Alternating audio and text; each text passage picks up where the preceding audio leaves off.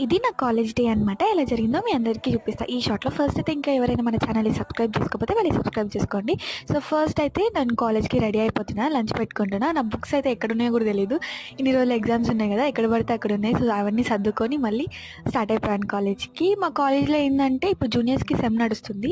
So alternate days మాకు college ఉందనమాట. ఇంకా అందరూ రావడానికి టైం అయితే కాలేజ్‌కి అయితే డైలీ వెళ్తున్నాము కాలేజ్ ఉన్నప్పుడల్లా. ఇంకొకటి ఎంతమంది కోళ్ళపున్నమ రోజు ఇది తిన్నారో కామెంట్ చేసేయండి. ఈరోజు మా రమ్య మా కోసం తెచ్చిందనమాట. నేను టేస్ట్ చేస్తున్నాను, చాలా బాగుంది.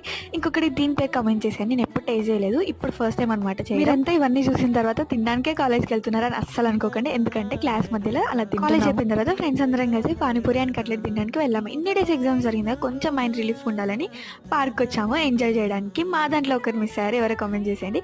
ఇంకొకటి అక్కడ ఫుడ్ కోర్ట్ ఉంటే అందరం ఐస్ క్రీమ్స్ తిన్నాము. ఎంతమందికి ఇది బాదం గుర్తుందో కామెంట్ చేసేయండి. చిన్నప్పుడైతే మస్తు కొట్టుకునేటోళ్ళం దీనికోసం. పార్క్లో దొరికిందనమాట, తిన్నాము, చాలా బాగుంది.